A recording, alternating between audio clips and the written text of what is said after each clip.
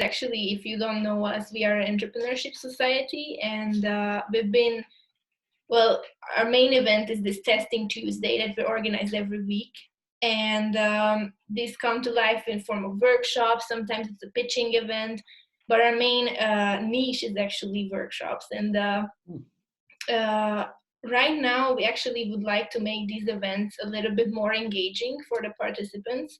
So we teamed up with some students from Hagahilia. We are also students from Hagahilia, but we are conducting a survey, and we inserted the link here that you could just fill it after the event, or if you have to leave earlier, then before you leave, if you could fill it, it would really help us with future events. So it just have a couple of questions of how did you like this event and how could we make it better, etc.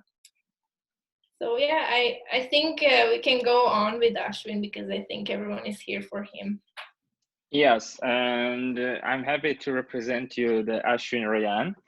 He has a background in design-driven innovation at Fjord.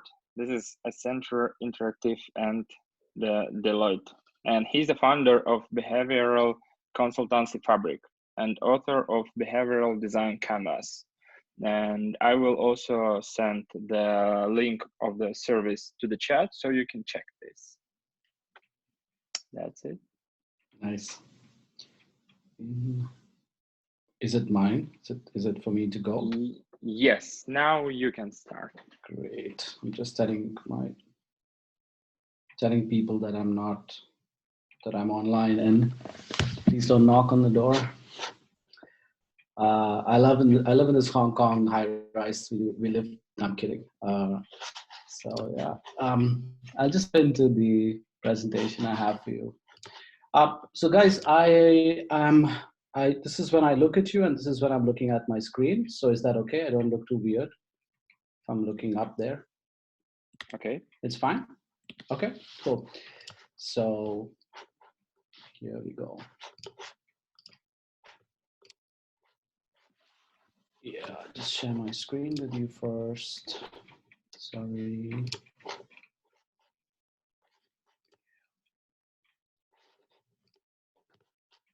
You see it? Yes. Excellent. Okay. Yeah, this is the strange thing about doing these online talks. There's no body language, there is no communication, there's no feedback. So I'm just going to have to roll. And what I would like you to do is you can use Zoom to maybe, if you'd like to, I mean, if one of you guys from XES can watch, and if there's, I don't know, questions piling up or something, don't hesitate to stop me, because let's just relax and, be like it's a super informal chat, living room or whatever, except that I have slides. So the topic I wanted to talk about, since you're entrepreneurs, was to try to get into this whole idea of behavioral design and behavioral change. Behavior design has been around for about, 20 years as a term, and much less as a profession. In fact, I think the profession is only getting shaped now. There's I think one other behavioral designer of Finnish origin in Finland who dares to call themselves a behavioral designer. I have been calling myself this from about 7 years, or almost 7 years, and I've been constantly changing what it means to be a behavioral designer. So I've literally been faking it till I make it, and the story continues. So I just want to take you through the journey of what I am doing in this area, why I think behavior design is important, and why it's going to be pretty important, and especially its relevance for entrepreneurs. So this is like CB Insights is a large research company, and this is like a list of factors of why startups fail. This is they do extensive research, and if you look at the one I've highlighted, poor marketing is somewhere deep down in the list. Typically, a lot of people in business think that it's of marketing or good marketing that causes products or startups to fail, but this is actually way down the list. Would you be able to guess? Can anyone guess what would be at top? What's at the top of the list of failed startups? Can it be like maybe bad team or something regarding the team? Bad team is absolutely a good. Now I can see your chat, so you can type stuff at me. Bad team is absolutely a good guess. It's not right at the top, however. I think that is like kind of resistant for change. That you're getting very close. In fact, I would like to put it that way as well. A resistance by whom and for what kind of change? Could you be more specific? Like resistant from maybe from the owner, from the team as well. That's actually a really good point. It's, however, still not right at the top.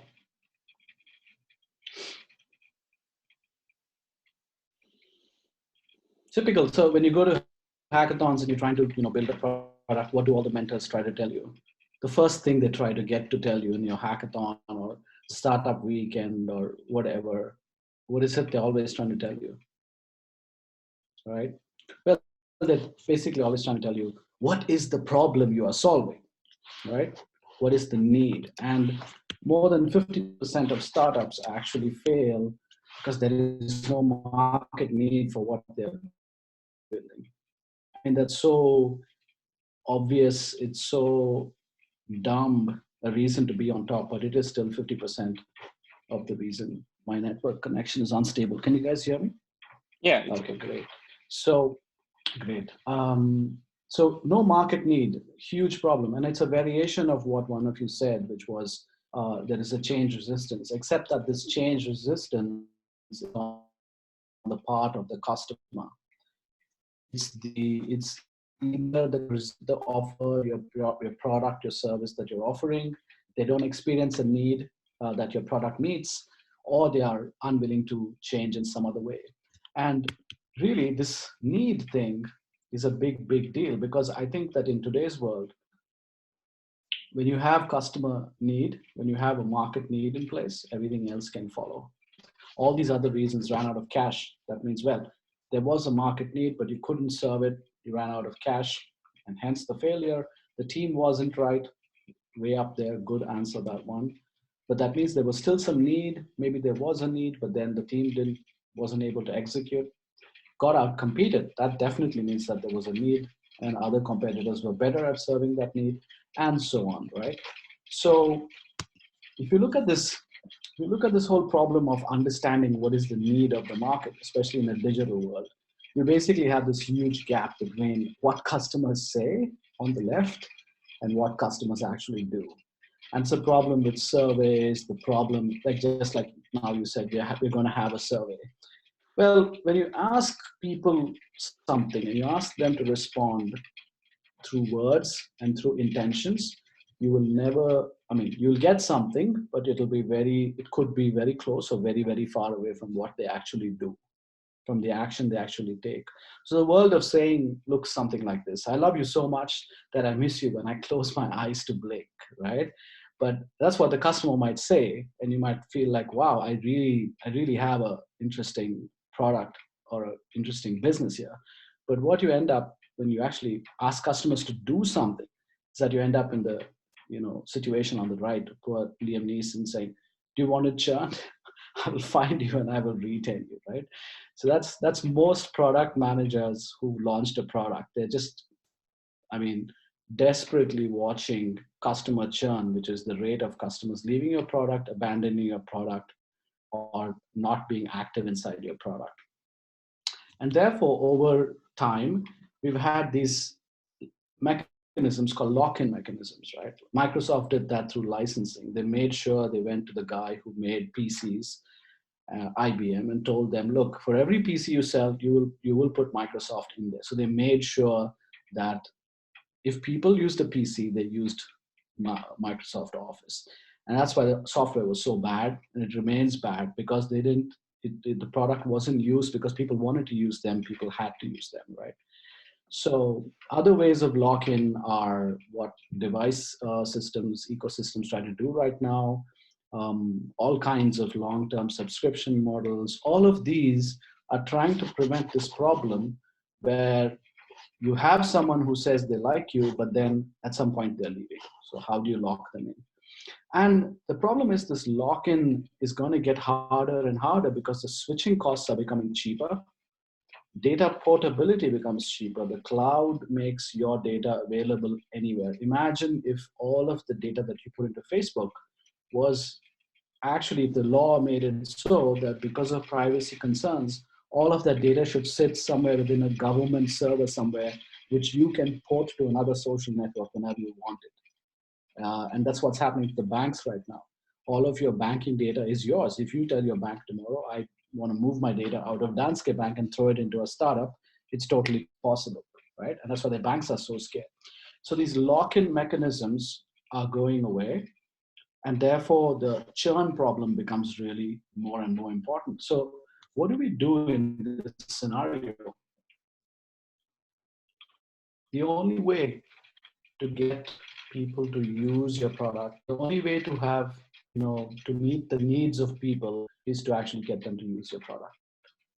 And usage becomes super critical. As designers, as entrepreneurs, the key thing we need to focus on is having the product used. This is true for B2C, where you have a direct relationship with the customer, but it's also any questions until this point? Am I making sense? I can't get any feedback. Yeah, I think I am kind of following it. It's just sometimes the network connection is quite unstable. So I'm terribly if you sorry. turn off your camera, maybe it helps. All right, let me do that. I will also turn off mine. No worries. Okay, very good. All right, great, good stuff. Yeah.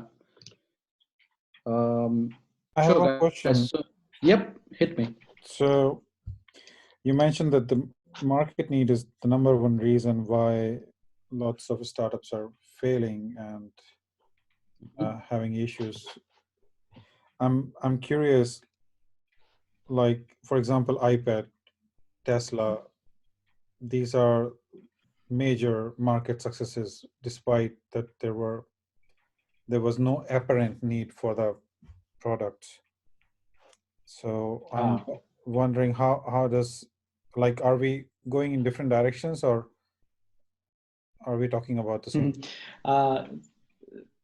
I think we're talking about different things because need, if you look at the etymological sense of the word, it means, oh, I'm missing something and can you fulfill it for me, right? Hunger. But Yeah. Tesla absolutely provides for a need, which is stylish automobile ownership. I mean, which they did for cars, what iPhone did for personal technology. There is always a need for luxury. The moment people have their basic needs met and their social needs met, they need to feel good about themselves. And they do it through cars, they do it through phones, they do it through jewelry, they do it through expensive vacations and yachts. So Tesla absolutely taps into that need. But there is no, in fact, that's the whole interesting thing, is that other companies couldn't anticipate that there existed a need for that, for a segment up there, a premium segment, which would buy more expensive cars, which were not necessarily, well, engineering wise, I've never owned a Tesla, but I've heard it's also really good. Yeah, so, it's a different generation of car. It's like, so there is already well-established car market, and so how did they come up? Like, is there a method to understand the market need, or is there like a? Well, that is not the topic of my particular drift here, unfortunately. But typically, if you look at consumer behavior and try to understand marketing itself, then I think you'll find your answers in there. But that was just for me a starting point to actually move into usage. The point I'm trying to make is that a Tesla can be, let's say they've done very good market research and figured out that this premium car exists. I mean, the need for this premium car, cool car, green car, all of it in one, right? Designed by an iconic, or put together by an iconic founder who also launches space shuttles. There is a psychological need for that. They figured that out. Let's say they designed the car, they even got the channel relationships to put the car out in the market. My point is, if people don't not just buy the car, if they don't drive the car and they don't send that data back to Tesla about usage, they don't use the apps on the car's dashboard, and if they don't recommend that car, if they don't call their friends and say, hey, you want to go for a ride in my Tesla, and therefore get other people to buy it, those principles of usage are so important that all of the other stuff doesn't really end up getting you a business unless you have usage. And my basic thesis is usage and behavior are the same, and that's where behavior design comes in. So that's where I'm going. Okay? Fair enough. Great. So this is Ashwin Damodaran. You guys must have heard of him. He's a NYU Stern professor, I think. And he's one of the guys who's been thinking a lot about valuation for a long time. And for some years now, he's already been working in the area of valuation of companies based on usage. And this is a talk I definitely recommend, where he goes into user-based valuation. So this movement of valuing a company from users is also becoming quite strong in the business school and the academic domain, which is quite a shift, because essentially the whole usage-based valuation is a much more of a venture capital sort of approach. It started much more in the venture capital world. Anyways, so let's look at some examples of usage, right? If you look at this app here, it's called Sync Division. I recently downloaded it. Advanced relaxation program. I just want to run through a few examples with no particular point in mind, just to kind of go through this whole issue of usage. So I download this app, and the setup says continue with Facebook, Google, or sign up. Very nice advanced relaxation program. I've heard about it. And the moment I actually say continue with Google, it says connect a Google Fit. Of course, it gives me the option to skip it. But you see what's happening here. It's already prompted me to use the app here on this home screen or the landing page. And then it further prompts me to connect another device, which I don't have, and creates this sort of barrier to use it. So this is an example of how this is a prompt that comes too early. I think users would be much more happy to go into the app, start using it, and after they have some proof of the pudding, then they actually have, then if you prompt the user and say, would you want to connect to a Google Fit, then possibly that becomes interesting. Another example here, if you start looking at your products and services, try to look at where the product usage is being driven and what else is supporting that. For example, on this screen, the audible sample here is where usage is being driven, where it's essentially asking you to try something for free and quickly and right here, rather than, and then of course, this is of course the other big usage point, the call to action, right? Everything else just supports that. So all of this information supports that. This is a mechanism called social proof, which also supports that. On a screen like this, for example, you have actually much less driving towards usage. And if we had to think about the screen from a behavior design perspective, we'd think about what behaviors is this interface driving. So I see that a couple of here. There's her skills. I can possibly follow this researcher. And there are a couple of other unrelated things. But what else is DevPost actually doing to drive my usage here? That's an open question, okay? Whereas SoundCloud, on the other hand, simple, sweet, it kind of communicates that you already bought into the brand. It's not trying to drive my usage. And here it just is, it's trying to ask some information from me in order to get me to progress. I'm just trying to show you some different examples. Pokemon Go. Well, if you look at this, there's an explicit, this whole screen is designed to get you to use the app more, because not only everything here is a call to action, you see. Check out a Pokestop, or try to move in the real world and move your avatar. So there's this attempt at getting you to customize the app. And then also this let's go clear call to action to either try this or something else. Sorry. Mural is a very nice like online SaaS based tool, and they help you create mood boards and stuff. So this is their onboarding screen where they show you, they're trying to figure out what problem you would like to solve with this app, with this service. And that's also basically driving you towards usage while telling the company more about you. And on the other hand, there are lots of interfaces and screens where there's absolutely no drive towards usage whatsoever. This is a typical Android home screen. And the problem with the screen is, I mean, one of the problems with the platform is that the only thing you can do to drive usage at this stage is to provide some sort of a notification, right?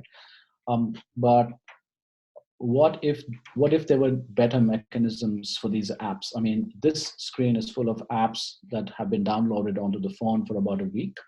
And if you don't go into any of those apps, they absolutely do not prompt any usage on your part. So that's a lot of opportunity for usage just totally lost. Google Music has gone premium or YouTube Music, and it's trying to do the same thing, same game as what Netflix and the others are playing, which is anticipate user taste, customize user preferences, and then cluster them with other users and try to serve them something that brings them back or makes the app valuable for them.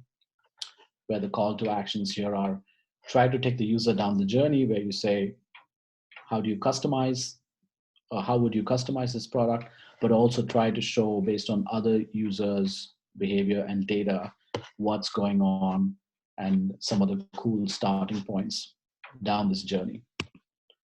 So essentially what happens is that successful digital products, when you think about them, they essentially transform what users do.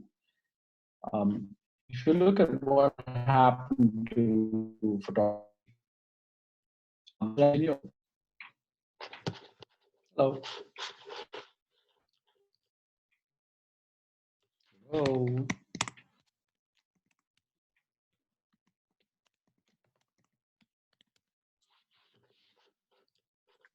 We hear you, but can you say something? Hi. I'm just checking. Okay, very good. Yeah, it's okay. So great. So if you look at what happens before,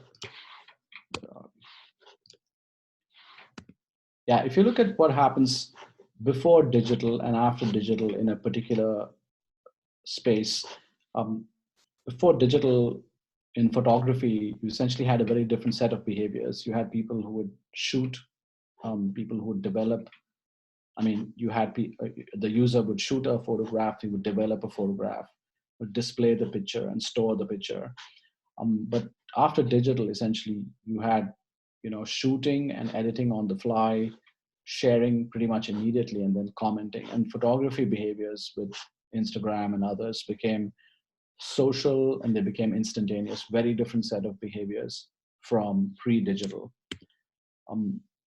Voice interfaces are trying to change our behaviors around shopping, for example, where currently you would walk and browse products in a mall or in a shop, pick up the products, you would pay and carry the products back home. But really after digital, you have the chat experience is where the purchase opportunity comes in. You could have this product having you prompt to pay or to order, and then actually you might use the product and rate it directly on a chat interface as well. So your shopping behaviors might be transformed through the use of this new product conversational UI. And then health behaviors, I think the Apple Watch is like a key health behavior moderator, because before you had a totally set of behaviors, before you had this live sensor, pretty much health sensor on your wrist, where you would self-diagnose that you had a problem, probably schedule an appointment with the doctor, consult the doctor, and medicate yourself based on the doctor's prescriptions. But now you buy the watch, you wear it, you refer to it and you improve, and it probably preempts or suggests. There is now an app on the Apple Watch which actually can preempt or predict to some degree, I think, of success if a person is likely to develop dementia, which is so crazy, just completely crazy. Um, but things are getting out there. So being able to anticipate health problems and driving your behavior. And so essentially, when we think of technology, we need to see that technology is not something static. It's something that changes, driven by behavior, and behavior changes, human behavior changes continuously, driven by technology, and they adapt each other. So you sort of have this continuum of stuff, um, this merger of these two things that takes the whole industry and pretty much all of technology-based society forward. And that's why I think that we are all in the business of driving human behavioral change. Of course, this is a very technology-centric presentation. I have a couple of examples from the impact nonprofit world as well. But um, all business, all enterprise, all impact, all government, whatever it is that you might do as part of an organization, human behavioral change is a dimension that unfortunately or fortunately you will be unable to ignore. Any questions at this point? You could use the chat.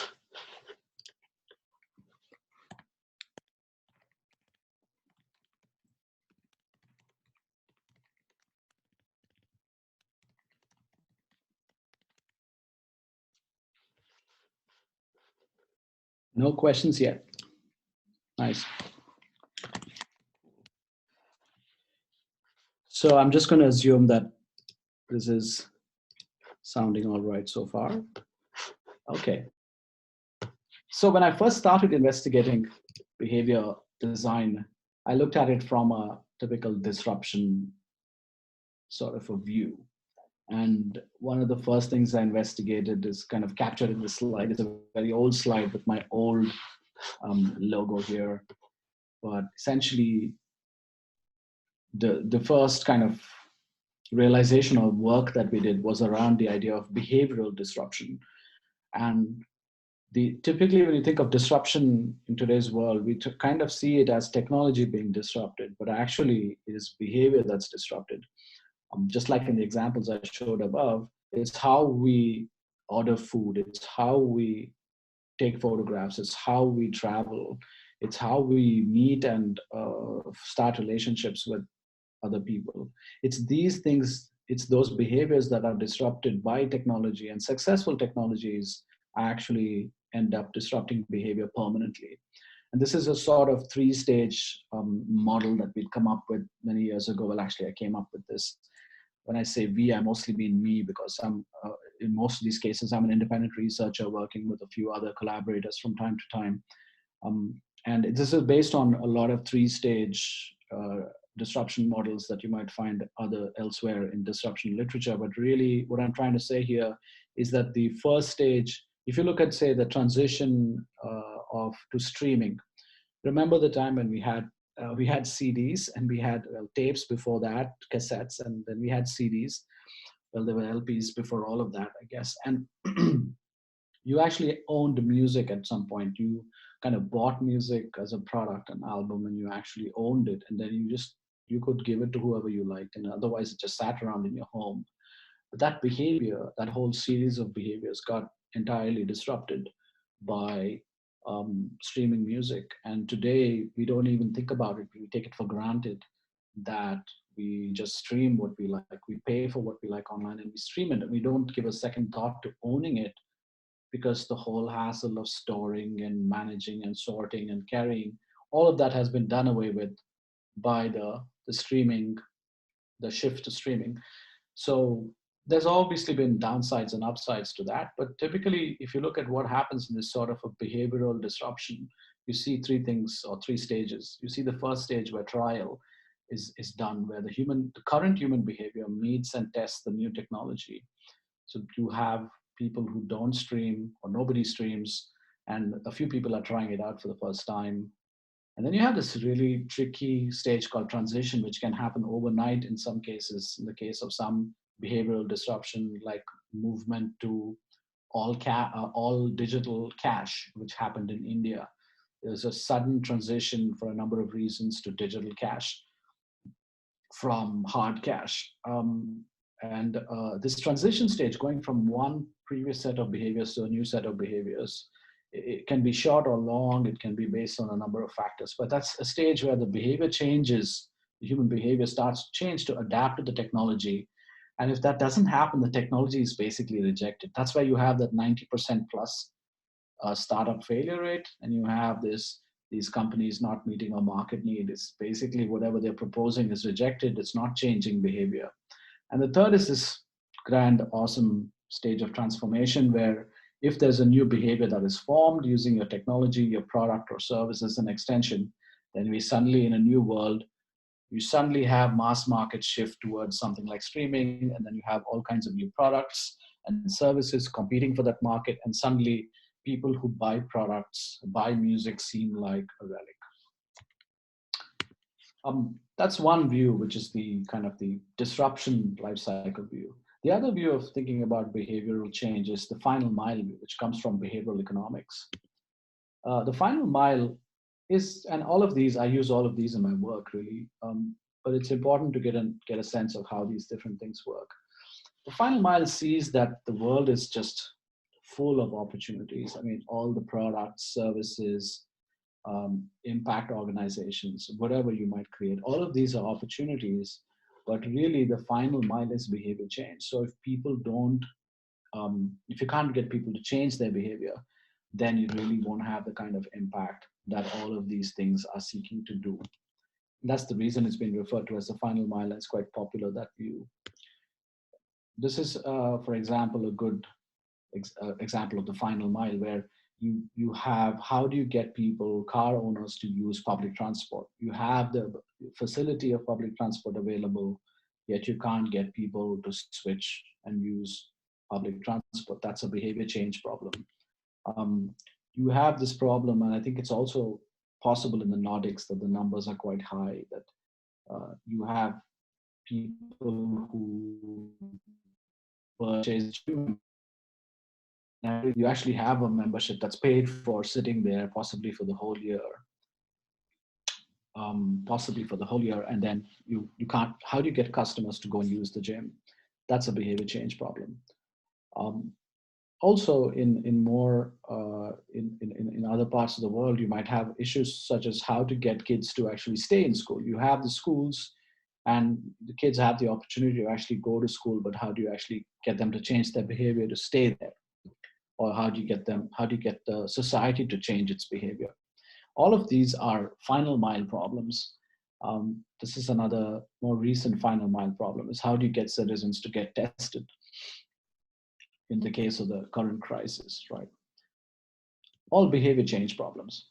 So we had the long-term transformation disruption view, then we had the final mile view, and now I want to look at what is closer to my work, which is behavior design, right? Any questions at this point?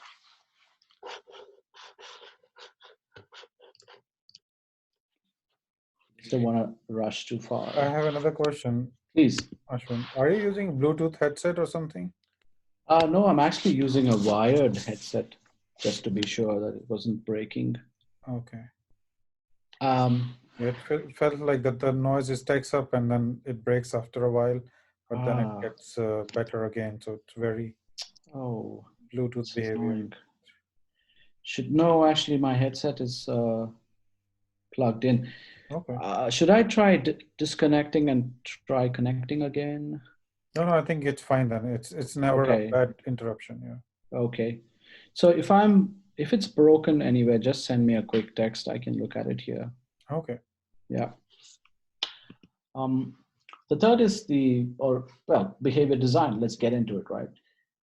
You saw that the final mile essentially looked at this whole issue of how do you bridge that final mile.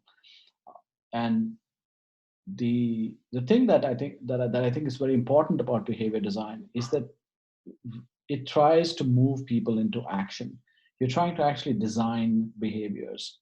And there may be a lot of situations where people have made a decision to do something. The user might make a decision to do something, but then they actually delay and could take a lot of time to act on it. You can see this maybe in the case of maybe romance, where someone has uh, decided to actually propose to their loved one, their sweetheart, um, and the decision has been made, but when and how to propose, and the timing of that, the action from based on that decision could take quite a while. It could be quite well thought through or not thought through. And why is that this gap between decision making and action, and why do we see it, and how do we actually facilitate people to take action and drive behavior? And that's, I think, the core of behavior design. It draws on decision science, behavioral economics, all of that, but it's most concerned with the moment of action and actually designing human action. So I saw this, I mean, I took this as an example. I've seen here that there are about 11 reactions to my post, right? My question is, well, this is my post from, XES post from yesterday or this week about my talk. There are 11 people who liked it. And my question is, why did not any of these people actually send me a LinkedIn request? It would be interesting if I could hear some answers. And this is not a test, I'm just curious.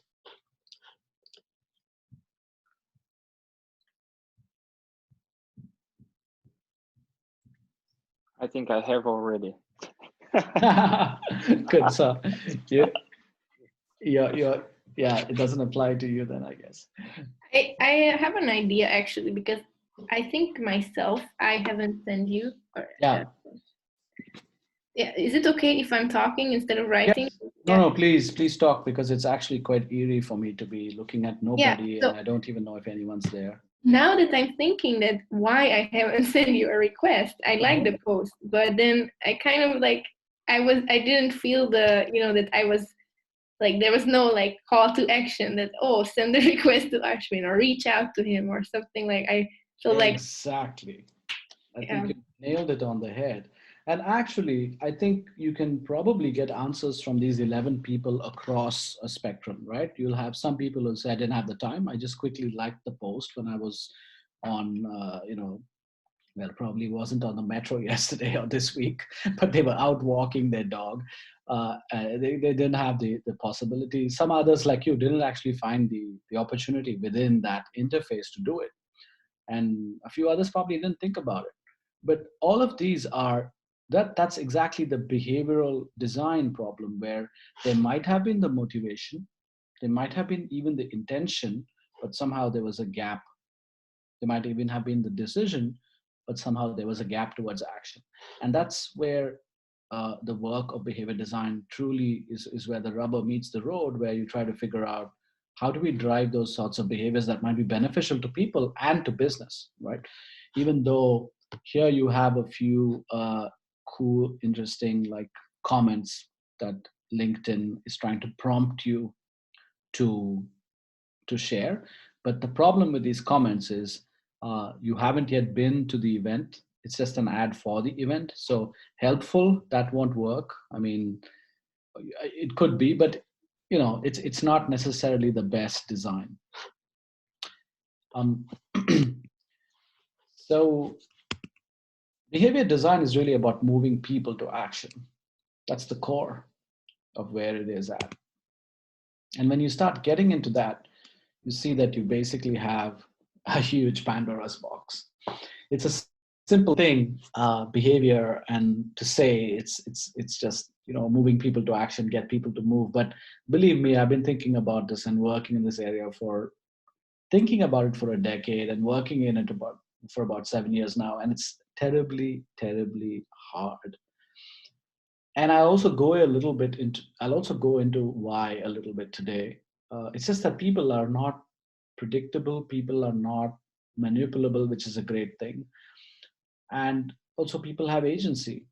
But some of the areas that we need to think about when we try to think about behavior change and design are these.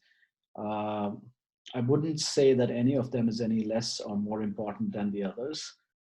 You will have this as a recorded talk, so you'll be able to get back to this, and I can always mail you this if you need a copy. But yeah, I guess a lot of these are out of the scope of the conversation today, but I will try I'll go a little bit into motivation. But the reason I'm showing you this today is because when I first started doing this work about 7 years ago, and I collected these bunch of tools, you could say, it was a very grab bag, very random approach that I had. So I would kind of go try to approach someone who had a project, or I would be working in a project as a consultant. And I would say, wow, I think we need to use habit and routine theory here, or we need to improve the triggers on this in this case, and maybe we can support decision making. Or how about leveraging user emotion in this case? Um, are we rewarding our users currently? And what is the difference between incentives and rewards? Is there any difference at all? What kind of cognitive biases do our users or customers exhibit, and how might we overcome them? Personality types is a huge personality types, or as it's called, individual differences, is a huge area. The fact that different basically individuals react differently to the same situations. So nudging, choice architecture, gamification, I pretty much used all of these, but it has been very random over the years. But about 4 years ago, 4 years ago, I realized that I needed a sort of a cohesive framework, a process to actually target and design behavioral interventions where I could use all of this, but then I had a clear starting point and I had a clear path into the process. And that's the reason I came up with the behavior design canvas. So since canvas-based tools are, ignore the green box in the middle, I'm sorry, that's for one step later in the talk. But really the canvas is a three-part tool that I developed, and it's available for download for free on my website, and licensed under Creative Commons. And essentially what it does is it takes this chaotic process here of trying to figure out which theory or which model works for your particular case and turns it into a linear, more or less linear, process-based approach. And since canvases are visual, most people in every area of tech innovation, design, startups are familiar with using canvases thanks to other canvases that came before. I said, why don't I come up with a canvas-based tool? So today I'd like to basically take you through an example of the usage of the canvas, and then show you, just basically take you through it. Yeah. So any questions so far?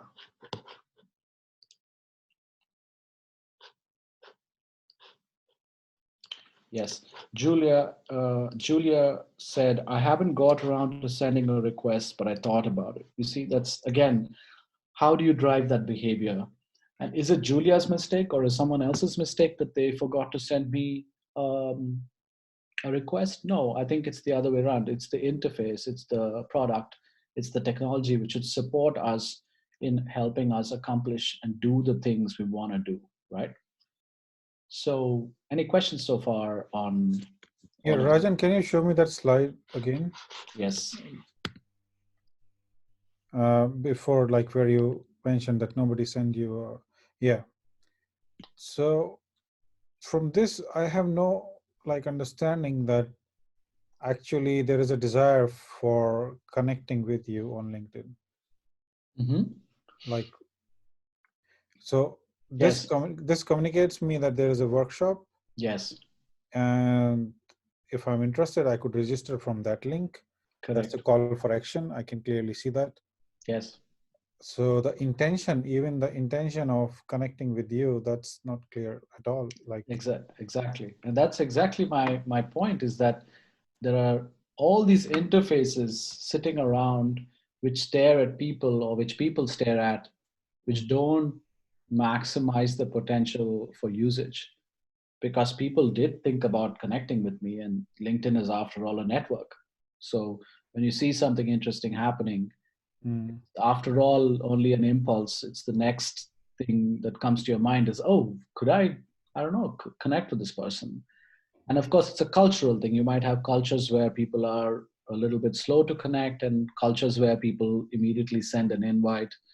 Um, you see in conferences and some other places that people are just constantly networking every chance they get. They're like, "What's your LinkedIn? Let's connect." Your email, Yeah. because it's just a habit. So, but you're absolutely right. The whole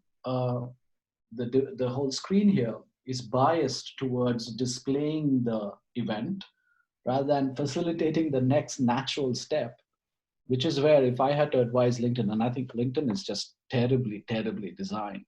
I mean, and Facebook as well. Basically, from a behavioral design point of view, the problem with this whole the success of a product is the moment it becomes successful, their owners they're afraid to change things because they're afraid they will lose users.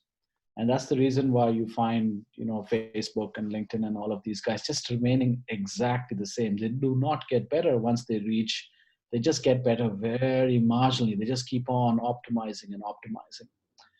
So anyways, and this is kind of the work I'm trying to do also within companies. So a lot of the work I do is actually just evangelize this whole thing called behavioral design, try to point out to customers, to business owners that, hey, there are so many opportunities to make your product better by understanding user behavior and by tapping into it and by extending it. And then how might we do that? All right. I can jump to any part. I'll start going into the behavior design canvas. There's still a little bit of theory in this one.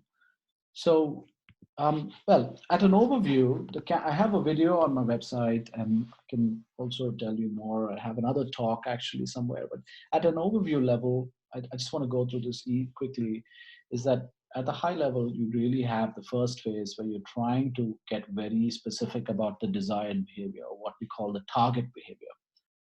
And the target behavior is, what would you like the human being to actually do? Doing is the key, right? But uh, the user, the human, the customer, what have you, if your end beneficiary, if it's an NGO or an um, impact organization, non-profit organization, the end human is not doing any behavior in a vacuum. They typically are already doing something that you would like them to replace your target behavior with. So mapping the present behavior of your target customer, what does the human currently do, to what target behavior would we like the human to do, is terribly critical. In fact, this is just a small, it's just a bunch of text, and it looks so simple, but really I help companies over months sometimes, not necessarily working full time, but evolving towards the right target behaviors. You have some teams that immediately know what target behaviors they want, and other teams that actually take a long time to figure it out, especially in more internal organizational transformation or complex B2B product design work, etc.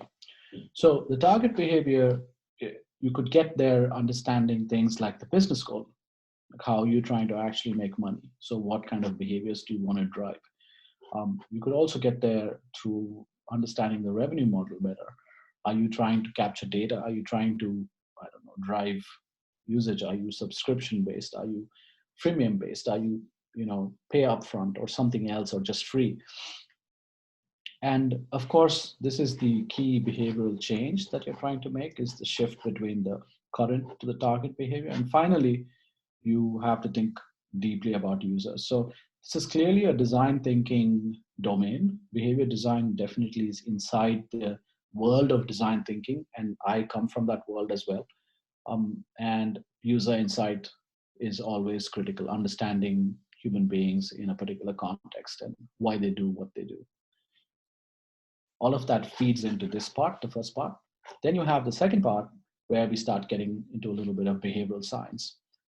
There's actually about 5-6 models of behavioral science embedded into the canvas from all of these, all of these areas. I kind of pulled out what I thought was kind of critical and usable, and kind of turned it into this. So here we try to look at motivation. The key idea behind motivation is this. Yes, you want people to do something, what do people, what do, yeah, we want people to do something, but what is it that they want to do? So you have to align what people already want to do, what motivates them, to what we want them to do, right? Otherwise, it's not going to work. Motivation is like the wind in your sails of action. People are already driven to do something to better their lives, to make progress, to learn a language, to make a living, to raise their kids, what have you. uh, all we need to do is tap into that energy, and therefore the second box is aimed at doing that, which is the human motivated to do the target behavior? And if they are, then you need to amplify their ability to do it. Now, this box itself has changed in the last few weeks. I'm actually I'm adding agency here as well, highly important, because ability and agency are not exactly the same thing. They're actually quite different. Um, but in general, we can say that you need motivation, but then you also need uh, to have the ability to actually do that behavior before you can kind of shape that behavior. And in the cases where there is no motivation, you actually need to amplify that motivation. You need to bring motivation up. And this is a completely different case. So an example I like to take quite a lot is the kind of sorting trash problem, or I don't know, driving in a bike lane problem, right? If you want to move your city towards more and more bike-friendly city center, let's say, you will find people who are probably motivated to drive in bike lanes.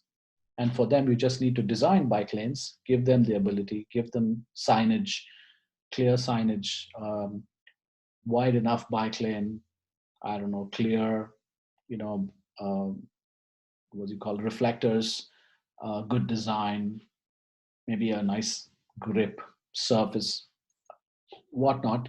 Make it easy for them to do that behavior because they already have the motivation to do it. But there may be others who are not motivated to ride in bike lanes. They think, nah, I'll just cut across. I'll not necessarily stick to the rules. You need to change those people's attitude. You need to persuade them. You might even need to gamify that experience. And so gamification comes in at a very specific stage. It's not just something you throw at any behavior design challenge. Let's gamify this, let's gamify that. No, it comes at a particular point. It comes out of a certain need. So in that case, in the case of bikers who don't want to bike in bike lanes and be nice, you have to use other strategies to amplify their motivation to bike in a bike lane and then give them the ability to do it. That's the basic idea behind it. And finally, you have the shaping of the behavior itself, which comes typically from habit design. The idea is that most behaviors are not just actions, they are responses to some kind of a cue, which is either internal or external. The smell of coffee is a cue. It kind of pushes you to, if you like to drink coffee, it could push you towards or nudge you towards drinking coffee. Sometimes the need to sleep is a cue which comes from inside your body. Nobody from the outside is telling you to sleep, but you're feeling sleepy. That's an internal cue or an internal trigger. And then you actually need to, after you take the action based on the cue, you need to experience a reward. There needs to be a tangible experience, internal, external, psychological, physical, whatever, a reward that actually comes from taking this action, which you can relate to and say, aha, I went to sleep, I feel rested, therefore this cue of go to sleep was a good one, and therefore the likelihood of this behavior being done increases. So don't forget that this human here who wanted to bike, who's not motivated to bike, the question is, how do you reward them, right? Becomes interesting. You can change their attitude and you can persuade them, but unless you apply a reward strategy here, and that's so when they take the action of biking in the bike lane, they actually get a reward, and then the next time they actually pay attention to the cues to bike in a bike lane. That's how behavior change happens. So the canvas is just a very a tool. There it basically isn't anything else like this in the entire world, as far as I know, where a team can actually come together and strategically think about behavior change for their product. And that's the reason it exists. So I have a couple of examples. Yeah, and then I have a little task for you. Haha. This is a small example of human motivation, aligning with human motivation. When I first, on my website, I said, download the canvas. I had a form, a very short form. And I said, with this download, you consent to give us your email. So I kind of imposed that in the beginning. And then I said, let's do this. So when a user clicked on this, they went to the survey. But here you see in this interface, I have basically made it mandatory that they give us, to the user give me their email in order to download my canvas. After some experimentation, I changed it to this and I said, well, this is the last question. So here I removed this. Now it's just, let's do this. You go in, you answer a few questions.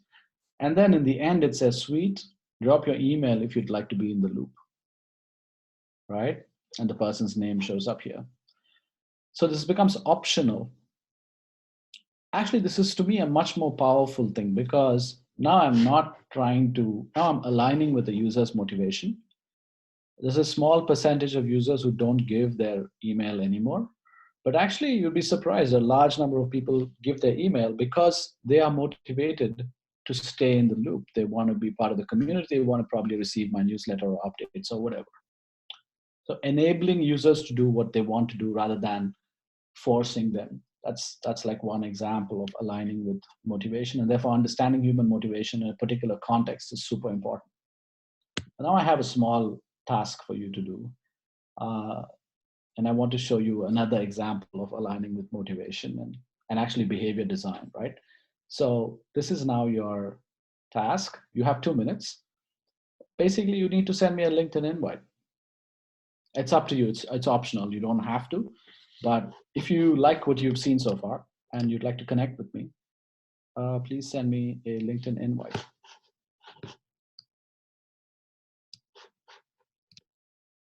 You have like 2 minutes. You are already on my LinkedIn, Ashwin. Okay, great. This is Namrata. Hey, what's up?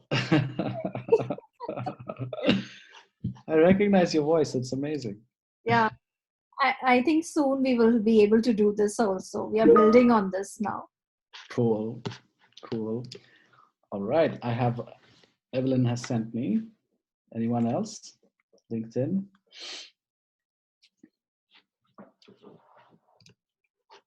Again, it's totally optional. Just a few minutes.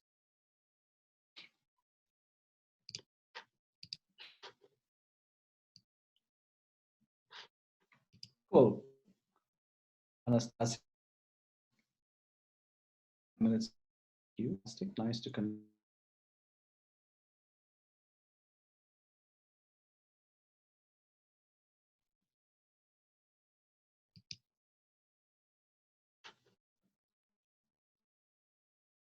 Excellent. No stress. Actually, their LinkedIn now. Some sent it some time ago. And this is one case where essentially I just used a trigger. I literally triggered you right now. I hoped I was aligned with your motivation to connect because you've seen some of my presentation and you possibly wanted to connect with me.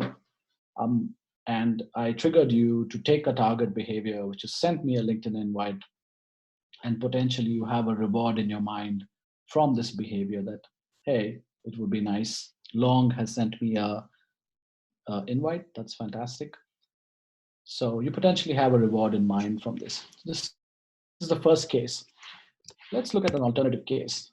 What if I said, send me a LinkedIn invite, but you have to add one word to it. It's basically your feedback. You can either choose which means sketch, you're not really sure. Or you can say okay, which means, well, it was okay. Nothing impressive, but not too shitty. Or you could use sweet, or then wow, right? So I'm hypothetical case, same thing. Send me a LinkedIn invite, but use one word in my LinkedIn. This may seem like a small change, but actually it's a massive change because you now get stuck in this dilemma.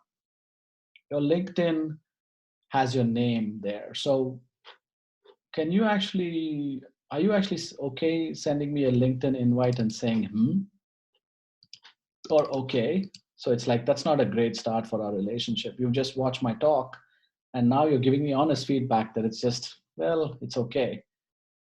And maybe in order to overcome that feeling of discomfort, you might just be nice to me and say, sweet. Oops, where am I? Yeah, you might just say sweet, right? So, or you might even say, wow. So as you can see, small, tiny changes in how we design behaviors between case to case can drive real huge differences in behavior itself. They might change what people actually end up doing. And that's the reason being very careful about the details and actually experimenting with different cases becomes very important. So I want to go into actually one example here and actually break down the canvas for you using this example. This is because people usually ask me when I show them the canvas, how do you use it? And I want to spend the rest of my talk discussing this example, a couple of other examples, and then kind of end with the context of use, the different situations in which the canvas can be used as a tool. So here, this is an typical upgrade splash screen for a publication called Quartz. It's qz.com. They do some excellent reporting in journalism. And if you can see what's happening, it says, become a member to help build the future of Quartz. That's the call to action, or that's the appeal. And then there's the usual, try it for free. You can cancel. And then you have these, what does it do? The benefits of. And very interestingly here, you have see plans and pricing, okay? And they're asking you for an email here. They could have said see plans of pricing, and on the pricing page, they could have converted you. They could have asked you for your email. So why this particular set of decisions? We just want to analyze it. There is no right or wrong answer. But if you try to break this down into the behavior design canvas, we start here and we say, well, the desired behavior is basically to become a member. That's the key driver. You want the user to become a member. The current behavior is that users are browsing for free. You want to make this main behavior change. Very good. Then we start looking at the user intent. So this user insight here, this huge long piece, this becomes so important because the deeper you understand your users' motivations, especially users' motivations by their segment, the better user insights you have, the better you can do this part, which is aligning the motivation of the user with the target behavior. Yeah. Is the human motivated to do the target behavior? Well, we don't know, but we do know that because this world is full of misinformation and crap, basically, on the internet, really low quality journalism, you have a segment of users who actually are willing to support and spend money on good journalism, solid journalism, right? That's a pretty strong insight we have into the motivations of our users. They want to support great journalism. And then you have also others who may not have the motivation. So I'm sorry, this arrow here, just don't think about it. Actually, these two are related, but they're not the same thing. They're two different cases. So you have some users who want to support journalism and others who don't. They may be browsing for free. You want them to become a member, but then they don't necessarily have a key motivation. And the problem there is, how do you motivate them? My point here is, we've used this strategy in some cases where we've studied the motivations of existing users and tried to use that as a strategy to persuade other users. And I think this example here, become a member to help build the future of Quartz.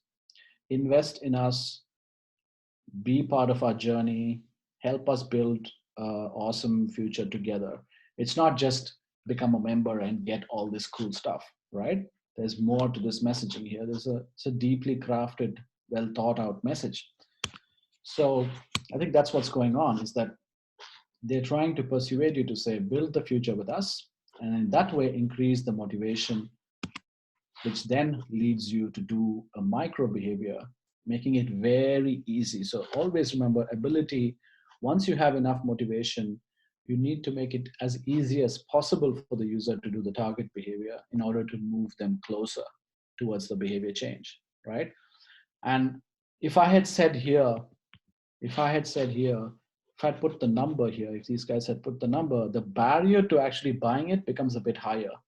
It's like, okay, then you start thinking about it. So what they really want is your expression of interest, and then they want you to move forward in the process and actually get closer to doing the target behavior of conversion.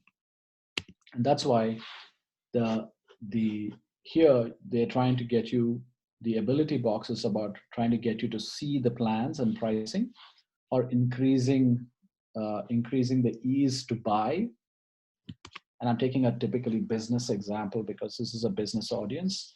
And you see, what happens is when we have clarity on how we want to amplify ability, the target behavior becomes more and more clear. So the point I want to make here is that the canvas is not something that's strictly filled in a linear format. I mean, it gives you this sort of process to behavior change, but also it's a sort of dynamic framework where, depending on what you put here, something else might get adapted here and changed and so on.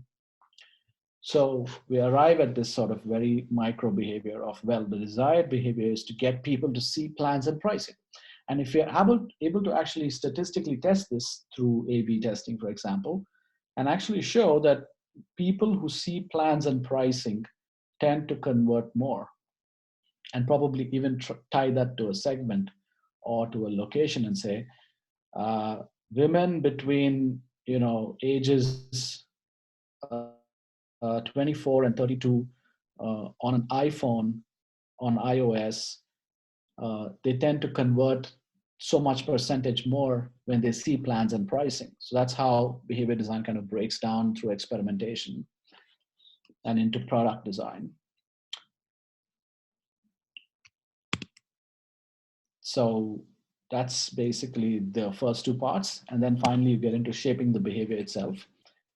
This is always a longer conversation. And mind, guys, I do this workshop, I do this kind of over a day, sometimes 2 days. And we do several versions of canvases. This is a very light and fast version, just to give you an idea. So a lot of it may not immediately be like the best answers here, but basically this is how it works. And the reason we don't know what exactly the cue to the target behavior here is that, yes, see plans and pricing, that's the cue here. See the cue to buy here yet. And there are these interesting buttons here, which I don't think anybody ever sees. That's again slightly poor design. Oh, I'm so sorry, it's my mouse doing that. I'll just use my trackpad. Yeah. So these are interesting. No one ever sees them, I think. And they probably could think of making this better. What's that supposed to do? So the cue is not very clear. What's the trigger?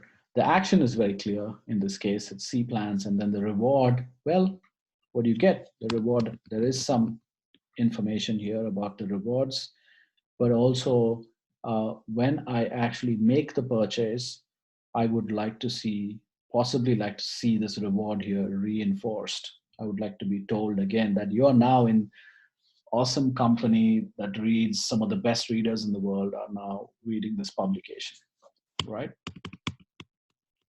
That's one, example of usage of the canvas. I only have one last piece. So this is just a few minutes. Basically, when you take the canvas, this is what it looks like. I really recommend printing it out large, sticking it on a wall, and using Post-its. These are actual Post-its. So as you can see, you can fill in quite a few Post-its per box. and you could even print this larger. But typically this works very well in a team setting where you have your behavior canvas on the wall, and teams can constantly iterate and brainstorm on how they should align motivation, what is the desired behavior, what are the rewards, the triggers, whatnot, and start applying more and more insight and theory. And it works very well in a studio setting. It can be applied in various situations. I've used it, for example, within journeys like this, where basically the organization has a certain view of the journey.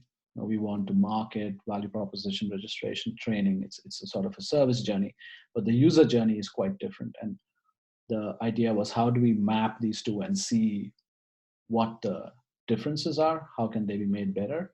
And for example, if the target behavior here was to enable learning, we possibly could use the canvas there. It can be used in a very micro way. This is a process of another user journey process, systems thinking process from a consultancy called Dark Matter Labs. I'm a huge fan of their work. They do very interesting large scale systemic change, service design, challenges for the new century. Just brilliant.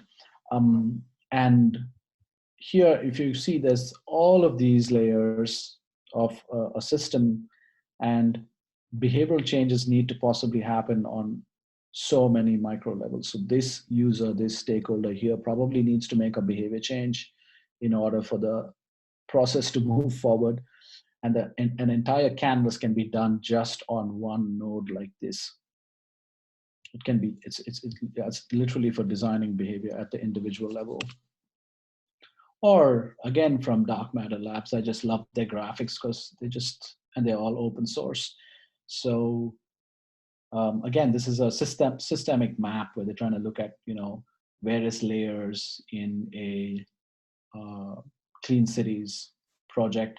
And if you need to have a many-to-many smart contract, obviously you're looking at many users on one side and many users on the other. What are those behavior changes those users need to do? And you could apply the canvas there. So that's it, really. I just wanted to show you a few examples. And finally, last but not least, I have the canvas. I've been using it online on Google Jamboard. So this is really convenient to have a digital canvas, and teams can now remotely start plugging their thoughts and working on their behavior change projects. So, yep, and I'm kind of in the process of trying to build a SaaS product on top of it. That's it for today, guys. At least my talk is over. Yeah. And happy to take your questions. Thank you, Ashwin. It was really informative session. Thank you. Thank you, Ashwin. I also wanted to say that it was very interesting, and I especially liked your point on kind of the psychological effects that people have to make decisions. But now you've been kind of mentioning, or at least I heard that we kind of went through this behavior design, like related to technology companies like LinkedIn, Facebook, and like what would you kind of recommend to those who are maybe in a different field, like let's say someone who is maybe doing a kind of like or maybe selling something online, or let's say like an e-commerce person. What would you recommend to them, like how to start or how to become like behaviorally driven? Yes, that's a really good question. Well, actually, a part of the theme of the talk was also that organizations need to be more behaviorally driven, and that's kind of exactly what I mean. Well, it depends on where is the site of behavior change, right? I mean, that's the key, I think, for me. If you're working in an e-commerce setup, this is a very different, what you have on the screen is a very different world to an e-commerce world, for example. This is an entire system that's mapped on a graphic, right? But if you look right here within this, let's say 100%, building, oh yeah, let's say this is food waste platform, or food management, right? If right here inside this food management system might be an e-commerce service for food, right? To buy, to order your food, groceries for the month. Okay. Um, I'm just saying that the canvas itself or behavior change itself works on all levels. Mm-hmm. In a typical e-commerce situation, you already have your metrics, your pilot metrics. You're trying to go through these stages of, well, awareness, acquisition, activation, retention, referral, retention, revenue, and referral. Right? Are you familiar with the R metrics? Yeah, I heard of it. Yes. Okay. Yeah. Typical e-commerce type funnel of going from acquisition to conversion and retention. So each of those actually are a set of behavior changes, and pretty much what was much a commerce type situation, right? You want someone who's browsing the website to actually buy your product or show you consideration for buying, intent of buying. So you map that here. Then you try to understand if their motivation is actually aligned to buying, which is the target behavior. And in many cases, you'll see that, especially in China, for example, or I think in Asia, especially in China, e-commerce purchasing happens in a very different sort of world than we are used to here, where they're looking at hundreds of products, bookmarking a lot of products, buying stuff very randomly, shopping at like 11:30 in the night, and so on. Very spontaneous because the delivery costs are so low and the costs of the products are so low. So is the user just looking at your product? Is the motivation just to save it for later reference? Or is it to actually purchase? What is the intent? Mm. Figure that out. And then, either give them the ability to make the purchase or then actually change their perception or persuade them to make a purchase. Okay, thank you. Yeah. Yeah. So I have one questions. Yes, please. Because I'm studying marketing, so I want to ask like, so how does behavior design canvas that can affect the marketing department?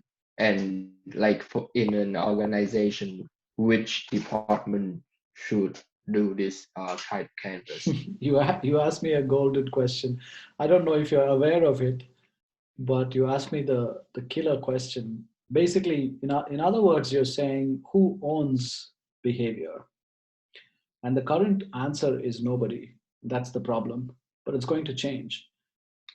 Um, how should marketing apply it? Well, they should apply it exactly like the way I said. For example, that try to this for example is a piece of marketing, isn't it? This is a piece of online marketing, and thinking about this from a behavioral perspective is one way to apply it. Um, these this is a piece of marketing basically, where it's trying to get me to upgrade based on my readership, and that's a very similar kind of a target behavior like the one did previously. That's also a marketing problem. Yeah. So marketing and product are starting to merge more and more, and marketing happens inside the product. It happens while you're using the product. It happens before and after. So these lines are blurring, and growth is also coming into that space. So how should marketing think about it? Well, they should first of all recognize that behavior design and behavior change is needed, and then they should take ownership for it, which is the last missing piece, which is not yet there. Because when I, for example, get hired by companies to do this work, a chief marketing officer may hire me, a CEO may hire me, a head of product may hire me, and their goals are to, either increase the revenue or increase the effectiveness of the product, increase customer satisfaction, whatever. but no one actually has a goal of actually changing behavior. No one has that as a key metric, and that's something that we're trying to change. So who is the behavioral owner in the organization? There isn't anyone right now. And that's the big change which has to come. There has to be an owner for behavioral change. It could be owned by somebody who right now owns the marketing responsibility, or is a product owner but also responsible for behavior. That's a good first step, but that first step has to happen. Next question.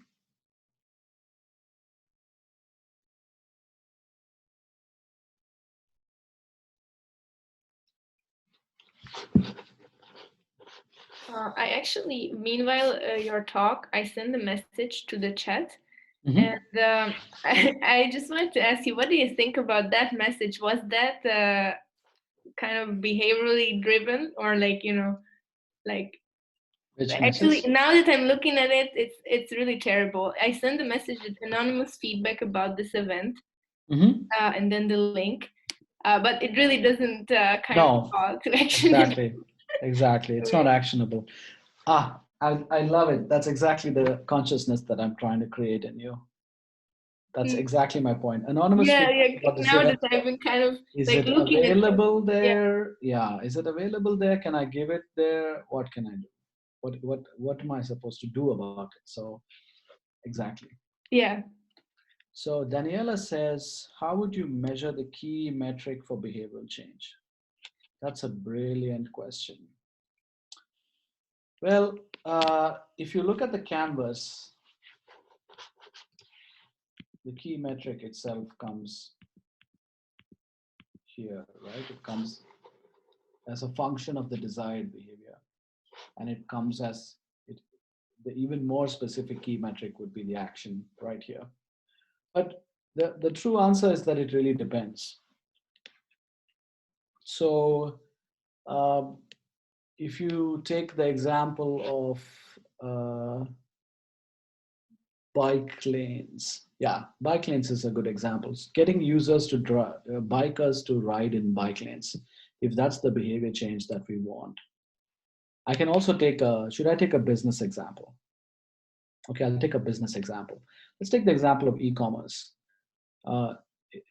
So your key metric is, of course, on e-commerce, it's the amount of revenue, right? It's the earnings that you've sold, or sorry, the earnings at the end of the quarter or end of a fiscal. That's one metric. But the behavioral metric to drive that metric could be actually several. And that's why there isn't, the key metric is always typically a business metric. And you could attach one behavioral metric to the key business metric and say purchases is a key metric, of course. So on Amazon, the number of book purchases directly drives the revenue metric. So that's a key. Purchases is a key behavioral metric. It's what users do. But then there might be a whole bunch of other key metrics which actually support that final key metric, which is number of books added to favorites, number of books viewed, number of books commented on, number of books shared. And now, of course, Amazon has Kindle, has a Kindle reader for the desktop. I don't know if you tried it, or for the mobile phone. It's fantastic. It's really nice because it lets you highlight little snippets from a book. You can actually highlight inside this digital book, and it shows you who else, like how many other people, I'm sorry, have highlighted it. So you can see the most highlighted parts of the book anonymously. You don't see the other users. But if you highlight a lot through the book, and if you've progressed and you've spent time inside the book a lot, okay? So there's book A, I am a reader. It's a book on behavior. I have gone through the whole book, and that I can detect through analytics. And I've highlighted a lot. And I have pretty much visited every page. So it shows that the intensity of my reading through the book is very high. And then when I look at another book on behavior written by the same author, maybe the data tells me, I mean, all of my behavior in the current book tells Amazon that my likelihood of purchase for the next book are pretty high, right? Especially if I have PayPal, or if my credit card is validated that, okay, this guy actually has money, then those signals are very strong key metrics of my likelihood to buy the next book by that author. So you see what I'm trying to say? Um, since you can you can triangulate on a particular behavior through many data points, it's not the target behavior is obvious. The final key metrics typically obvious. Get users to drive in the bike lane. Okay, get users to buy more books. Get users to shop more at Kmarket. Get users to I don't know, volunteer more time at their local NGO. It could be nonprofit, for-profit, online, offline, whatever. The final key metric for a behavior is not that hard. It's the target behavior itself, but it's the immediate next set of metrics. What are those enabling behaviors, enabling signals, which make that final behavior happen? That's where the work and all of the magic is about. That's where it happens.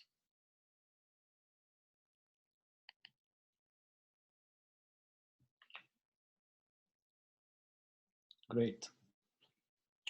Awesome.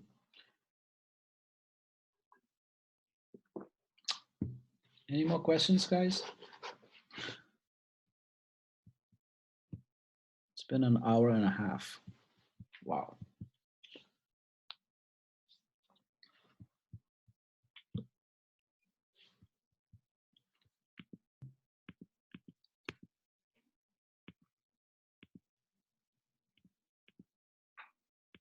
Thank you very much, Ashwin. I have a quick favor to ask while we're kind of maybe letting our last questions percolate. Can everybody hear me okay? Yeah. Yes. Okay.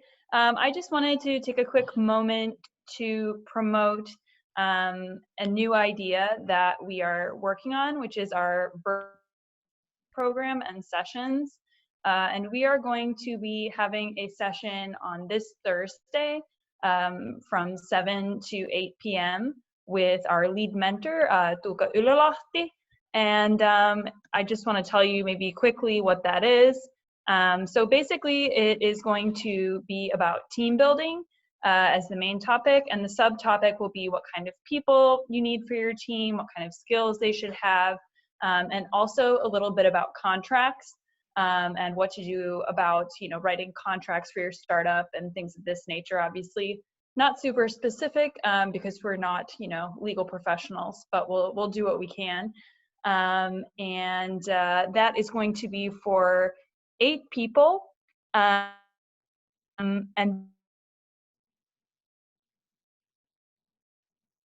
how to build their team for a startup idea they have or something they're working on already. So I am going to provide his email maybe in the chat in case anybody is interested in joining. You can also sign up in our Access app. So you can download that and go ahead and do that there. And we'll have more about this on social media. I've sent this information to our marketing and event managers. So if you have any more questions, you can let us know later on. Sorry if it's not super clear, but this is a new initiative that we're kind of test running at the moment. So things are moving really fast as we iterate the program and try and keep up with the things that people are requesting.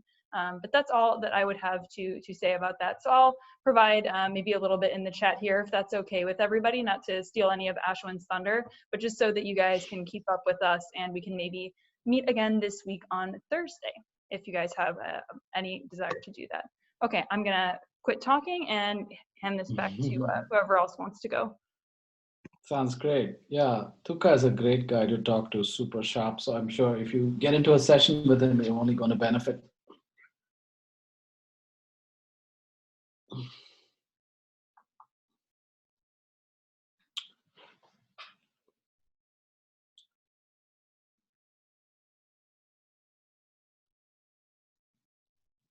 Yeah, if there is no more questions, I just wanted to say, or is there any?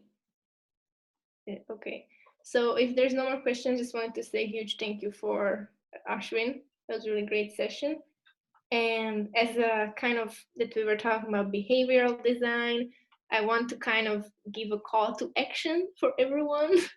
So we are conducting a market research exactly for the purpose to make these events better and more engaging. So I will put a link here to the chat, and if you could just take maybe 2 or 3 minutes to give a quick feedback on how did you like this event, then it would be really nice. And yeah, I think Julia also wrote the description of the next session that we're gonna have with Tuka.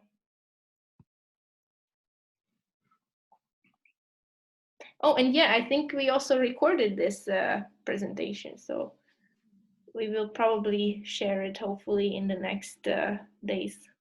Awesome. Yeah, I hope that the sound is okay. Let's see. I don't have any question, yeah, but I want to thank you, Ashwin, for this insight, especially for me as a future marketer. Fantastic. Thank you. Thank you so much for that feedback. You're most welcome. Yeah, I appreciate it too, Ashwin. It's really nice to see like this kind of Canvas format, because I think maybe as marketers, it's something that we've seen before, just to speak for myself. And this is a whole new way of looking at using a Canvas. So it's really interesting. I'm definitely looking forward to downloading it and taking a longer look at it.